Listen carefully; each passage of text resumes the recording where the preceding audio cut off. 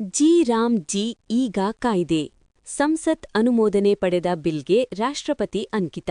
ಮನರೇಗಾ ಯೋಜನೆಯ ಹೆಸರು ಸ್ವರೂಪವೇ ಬದಲು. ನವದೆಹಲಿ ವಿಪಕ್ಷಗಳ ಭಾರೀ ವಿರೋಧದ ನಡುವೆಯೂ ಉಭಯ ಸದನಗಳಲ್ಲಿ ಅಂಗೀಕರಿಸಲಾಗಿದ್ದ ರೋಜ್ಗಾರ್ ಮತ್ತು ಆಜೀವಿಕಾ ಮಿಷನ್ಗಾಗಿ ವಿಕಸಿತ ಭಾರತ ಗ್ಯಾರಂಟಿ ಗ್ರಾಮೀಣ ವಿಬಿ ಜಿ-ರಾಮ್ ಜಿ ಮಸೂದೆಗೆ ಭಾನುವಾರ ರಾಷ್ಟ್ರಪತಿ ದ್ರೌಪದಿ ಮುರ್ಮು ಅವರ ಒಪ್ಪಿಗೆ ದೊರೆತಿದೆ. ಈ ಮೂಲಕ ಜಿ-ರಾಮ್ ಜಿ ಕಾಯ್ದೆಯಾಗಿದ್ದು ಮನರೇಗದ ಬದಲಿಗೆ ಜಾರಿಗೆ ಬರಲಿದೆ. ಮಹಾತ್ಮ ಗಾಂಧಿ ರಾಷ್ಟ್ರೀಯ ಗ್ರಾಮೀಣ ಉದ್ಯೋಗ ಖಾತರಿ ಕಾಯ್ದೆ ಮನರೇಗಾ ಎಂದಿದ್ದ ಹೆಸರನ್ನು ಜಿ-ರಾಮ್ ಜಿ ಎಂದು ಬದಲಿಸುವುದರ ಜೊತೆಗೆ 100 ದಿನಗಳ ಬದಲು 125 ದಿನ ಉದ್ಯೋಗ ನೀಡುವ ಮಸೂದೆಯನ್ನು ಡಿಸೆಂಬರ್ 18ರಂದು ಲೋಕಸಭೆ ಮತ್ತು ರಾಜ್ಯಸಭೆಯಲ್ಲಿ ಅಂಗೀಕರಿಸಲಾಗಿತ್ತು. ಏನು ಬದಲು?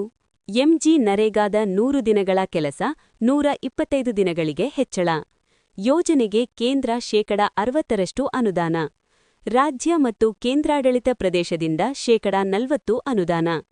ಬಿತ್ತನೆ ಕಟಾವು ಸಮಯದಲ್ಲಿ ಹೆಚ್ಚು ಕೃಷಿ ಕಾರ್ಮಿಕರ ಲಭ್ಯತೆ ಖಚಿತ. ರೈತರು ತಮ್ಮ ಹೊಲಗಳಲ್ಲಿ ಕೃಷಿ ಕಾರ್ಮಿಕರು ಅಲಭ್ಯತೆಯನ್ನು ನೀಗಿಸುವ ಯೋಜನೆ.